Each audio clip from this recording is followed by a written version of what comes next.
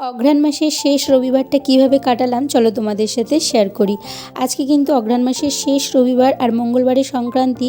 তো রোববারে কিন্তু সকাল সকাল ঘুম থেকে উঠে স্নান সেরে আজকে পুজোটা দিয়ে নিয়েছি, কারণ বাবাইয়ের আজকে একটা ট্যালেন্ট টেস্ট পরীক্ষা আছে। ওই জন্য কিন্তু সকাল সকাল রেডি হয়ে আমি একটু যাচ্ছি ওকে দিয়ে আসতে। ও পরীক্ষা দিয়ে এলে তারপর কিন্তু আমরা যাব আজকে নারায়ণপুরে আজকে একটা ধর্মসভা আছে, তো ওখানে আমাদের নিমন্ত্রণ আছে, তো সেখানেও যাব। আর যেহেতু নারায়ণপুরে যাব তো ভাবছি একটুখানি শাশুড়ির সাথেও দেখা করে আসবো, কারণ অনেক দিনই হয়ে গেল ওই বাড়িতেও যাই না, শাশুড়ির সাথেও দেখা হয় না। তো দেখো বাবা এখানে পরীক্ষা দিয়ে চলে এসছে, তারপরে কিন্তু ও রেডি হয়ে গেছে। ওর বাবা বলল তোমরা তোমাদের মতো বেরিয়ে যাও, আমি ওখান থেকেই যাব। তো ওর বাবা হয়তো ওখান থেকেই যাবে। তো দেখো এখানে কিন্তু আমরা বেরিয়ে গেছি। আর সকালবেলায় সোয়েটারটা না গায়ে দিয়ে কিন্তু আমার ভীষণ ঠান্ডা লাগছিলো, তো ওই জন্য বাড়িতে এসে কিন্তু আবার একটু সোয়েটারটাও পরে নিয়েছি।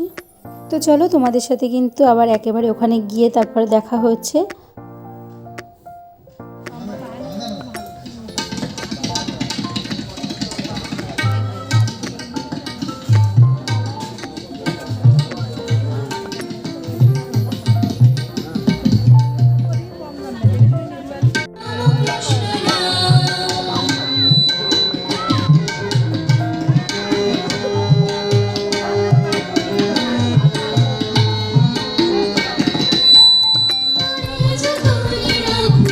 ওখানে কিছুক্ষণ বসে তারপরে কিন্তু আমরা খাওয়া দাওয়াটা সেরে নিলাম। আর এখানে করেছিল খিচুড়ি, তার সাথে একটা পাঁচমিশালি সবজি, বেগুনি, চাটনি, পাঁপড়, পায়েস।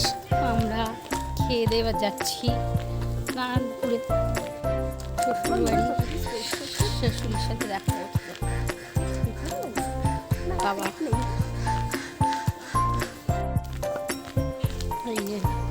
সেই পুরনো গ্রাম, সেই পুরনো রাস্তা, তো যাচ্ছি একটু শাশুড়ির সাথে দেখা করতে, গিয়ে আবার তোমাদের সাথে দেখা হচ্ছে। চলো।